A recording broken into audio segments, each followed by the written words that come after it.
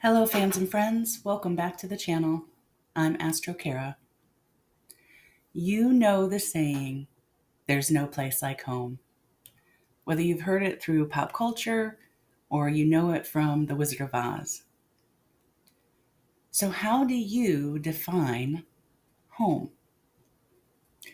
In this video, I'm going to explore the energies of our first full moon of 2026, happening in the tropical sign of Cancer, the day that I'm recording it, January 3rd. And I will tell you that we aren't going to be able to escape the emotional weight of this one. So I invite you to be present with me as I weave the themes of this lunation with some of the themes from Wicked and The Wizard of Oz. Full moons are always times of illumination, for revelation. And this lunation cycle is revealing something that you've been managing quietly, privately, internally, and it will become impossible to ignore. Home is what is being illuminated now. But home not as a place, but as an emotional space inside yourself. The Cancer archetype is not concerned with what you have achieved. It wants to know if it is safe and if it belongs. Get real quiet for a moment and ask yourself, what does emotional safety look like for me? And that question alone can begin to undo years of distorted Capricorn conditioning. Cancer is the moon's home sign. So when the moon is full here, emotions are just as full and may spill over. And my astro focus for last week, Empty Your Cup, was to help prepare us for this incoming flood. We are being reminded where we've been emotionally self-sufficient in ways that cost us our ability to connect to our softness, where we learned to take care of ourselves because we had to, and where we stopped asking for support. Opposing this Cancer moon is a heavy concentration of Capricorn energy. We have the Sun, Mars, Venus, and Mercury. And distorted Capricorn becomes pressure to hold it all together, to be strong, and to not let emotions interfere with progress. While Cancer is reminding us that we have a need to feel held, to have a place to belong, and the need for rest, not always resilience. This full moon is exposing the emotional cost of constant self-control. I have a natal Capricorn moon and Venus in Cancer. So these archetypes are very present for me, and they're being activated right now. Capricorn as the competent one, the one who can always be relied upon, who rarely drops the ball, and externally looking like you have it all together.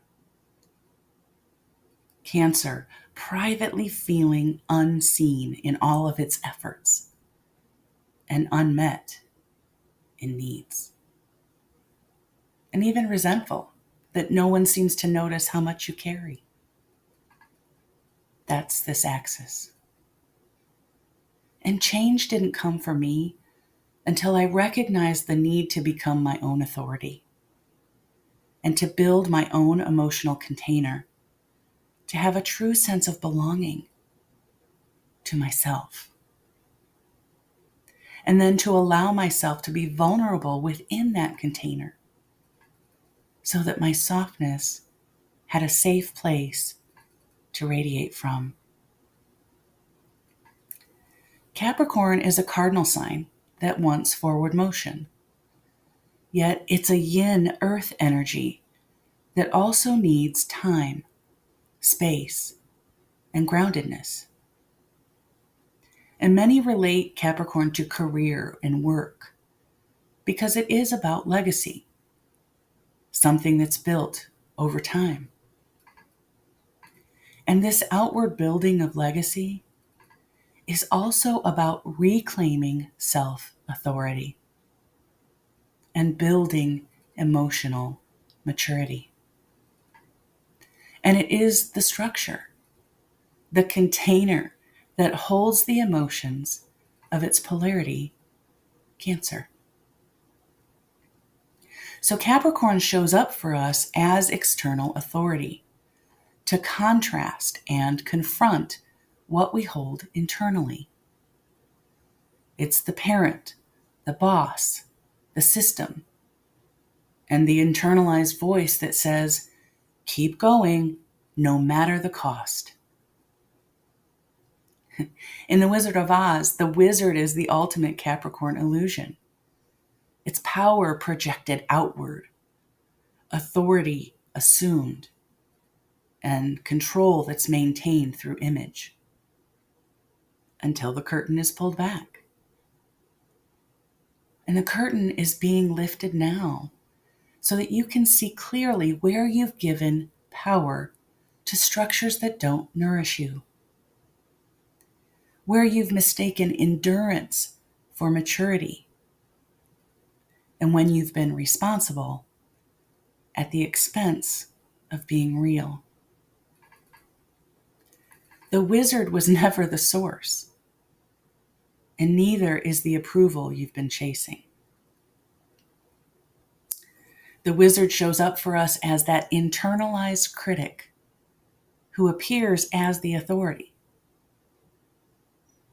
So as the curtain is being lifted, begin to recognize where you've obeyed rules that harmed you, where you've deferred to authority over your own internal wisdom,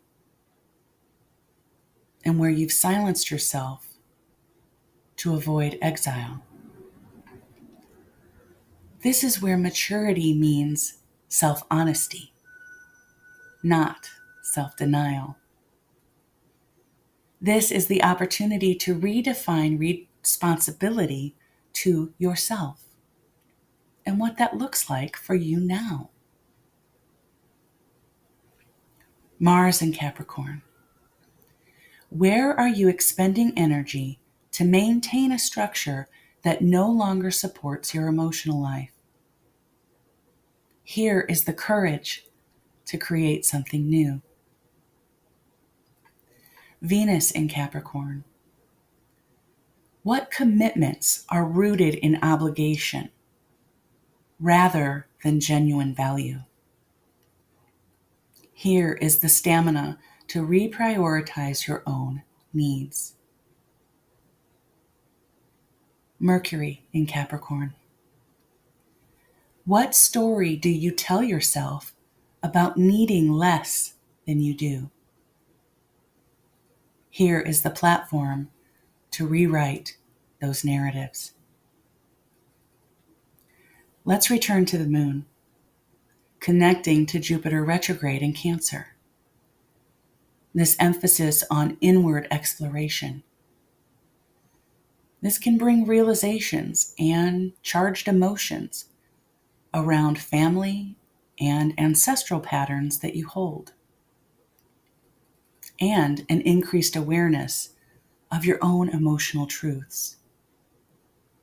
You might recognize more clearly that you learned early not to need because you were praised for coping, not for feeling. So what if your growth now depends on receiving instead of achieving? This is about learning how to build a life that can hold your feelings instead of demanding that you override them. Well, if that wasn't enough to get the feelings flowing, now we reach the heart of the tension. Because all of these placements are in a T-square to Chiron in Aries. Chiron has been retrograde and it's stationing now, which means that it's even stronger. And here's where a theme from Wicked enters my story. Chiron in Aries is the wound of showing up and being yourself in a world that prefers compliance. Elphaba doesn't start out defiant. She starts out different.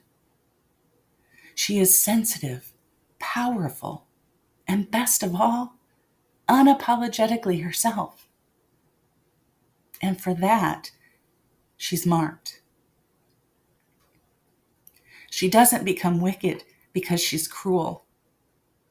She becomes wicked because she refuses to comply with a system built on illusion. Chiron in Aries carries the pain of being exiled for authenticity. Chiron in Aries knows what it's like to be rejected or punished for asserting yourself. It's where you learned that anger is dangerous or wrong, where you were labeled difficult for speaking truth, and where we've discovered that authenticity can cost belonging. So during this lunation cycle, this wound may surface as rage, grief, or a sharp clarity that reminds you where you've been contorting yourself to stay safe. In the end, Dorothy doesn't defeat Oz. She remembers herself. Elphaba doesn't return to innocence. She embodies her integrity. And both stories end with the same truth. Home is not where you're approved. Home is where you're whole. Where have you been living in Oz? As functional, impressive, or emotionally distant? And what would it mean to choose yourself, your inner home, even if it disappoints someone? This full moon will not feel comfortable, but it is clarifying. It's showing you where you've outgrown survival mode, where your heart needs to matter again, where strength now means softness. Home is the place inside you that no longer demands proof, where your feelings are not interruptions, where your anger is information, and where your needs are allowed. You don't need permission to belong. You don't need to earn rest. You don't need to silence your truth to be loved. There's no place like home. And home is that safe place inside. If you're looking for guidance and support on how to create or continue to build this internal safety, I encourage you to reach out to me. Let's have a conversation to see how I might be able to help you. And the links are in the description. Thanks for being here. Until next time, take care of you.